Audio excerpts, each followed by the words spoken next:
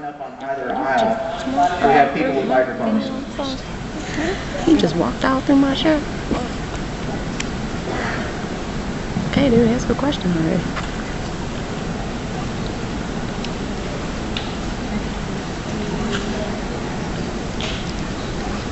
And while we're waiting, We're stare at each other. we will stare at each other. And Kristin, you were talking yesterday about meeting your husband. Yeah. And when you first met him, I think he probably knew more about you from the show than the real you. What was that like? Did he confuse you with Pam in any way? No, he didn't know the show. You know, he's from South Africa, and he was visiting LA, and it was a Pam moment. I had been single for too long. Oh. Yeah.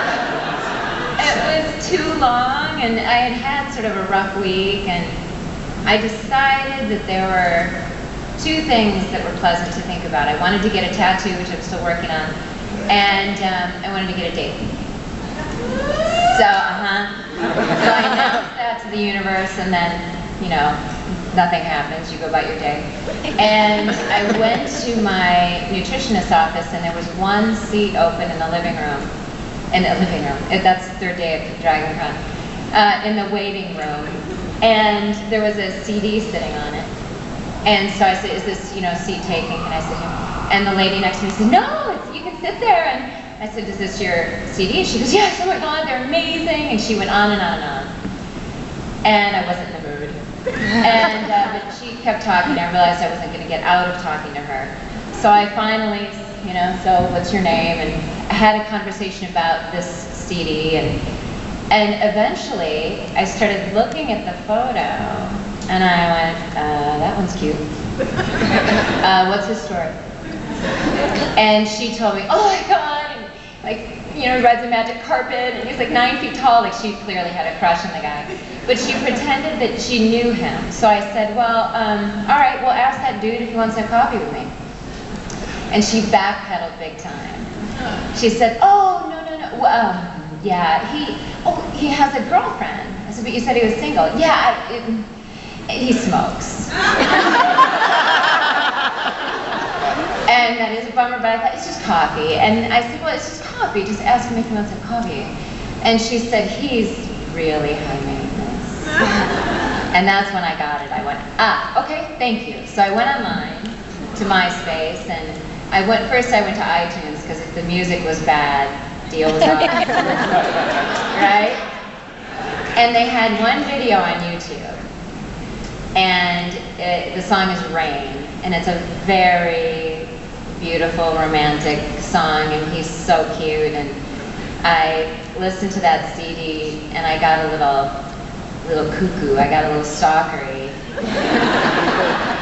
And so I went to MySpace, and I spent a couple weeks composing an email.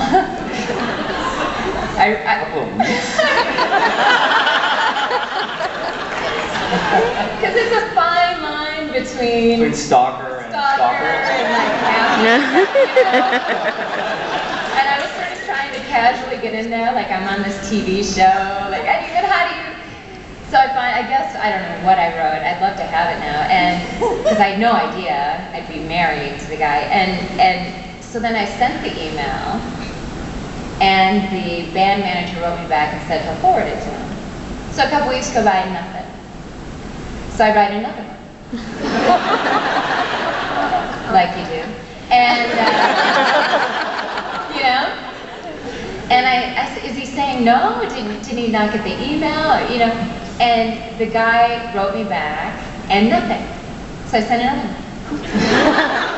Because I'm looking at that video on YouTube. My girlfriend was like, "Stop looking at that video." I was like, "I can't, in this song, it's just..." So, and if you go to my website, KristinBauer.com, you can hear this song.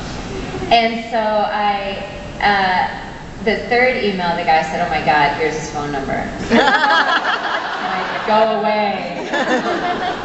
So I picked up the phone and dialed the number, but I hadn't rehearsed what to say. I didn't realize I hadn't rehearsed, but he answered, "Hello? Oh. Shit, I am Kristin. Yeah. And I love your CD. And he said, thanks.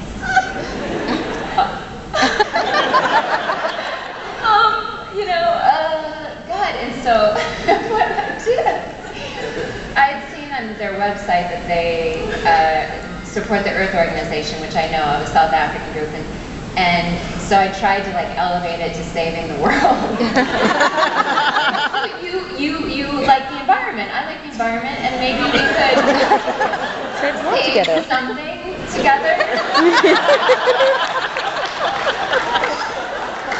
And he heard like I'm digging this hole, and he got it, and he cut me off and he said, let me tell you how this is gonna go. I'm like, ooh, yeah. And he has that gorgeous South African accent, and he said, you're gonna come meet me for coffee, and I went, I think you're right. So we haven't brought up the Earth Organization since, but we're married 6 months later, but he had never seen True Blood, and he didn't know what it was. Well, what does he think now? He loves it. He's a huge fan, and it's really sweet.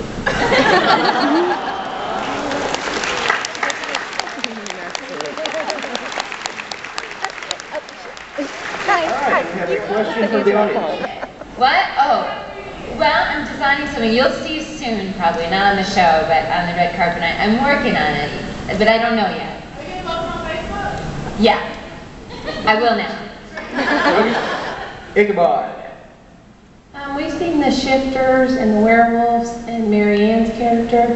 What other supernatural characters are going to be coming? Can you tell us? Yeah, can you say? Did you know?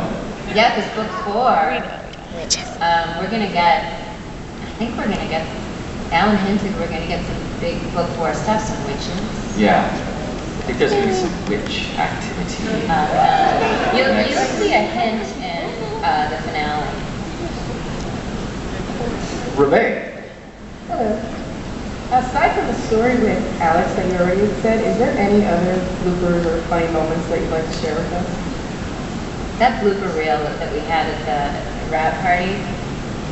You guys, That was funny. Wasn't that funny? We wish Well, you, except I wasn't in it. that's because you're all. perfect. You're perfect. You're only in it if you mess No, up. I messed up all the time and I wasn't, so I don't like that reel. Not a good one. I wish they had. Season 2 and 1 are really good blooper reels, but the third one's no good. I wasn't in season 1 and 2, so I don't remember those. Ichabod. This question is for Nelsan. I've read that you went to Juilliard school. I'm curious, first, if that's true. Second, how that prepared you for the roles that you've played since then. Yes, that's true. Julia showed me how to be a disciplined actor and exactly how to prepare for a role and how to read a script. So it gave me an education and a process whereby I probably would not be a sustainable actor without it.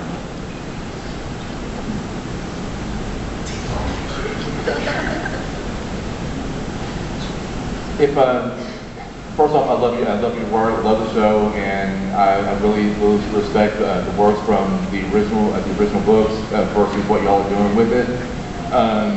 But my question is for Nelsan. Since technically from the source material from the books, you would have ordinarily been killed at the end of the first season. How do you feel about extending your role the way that you've done thanks to the fan base? How do you feel about extending the role since Lafayette was supposed to die at season 1, but you managed to make him keep going and become such a fan favorite? I like him, just keep me in the job.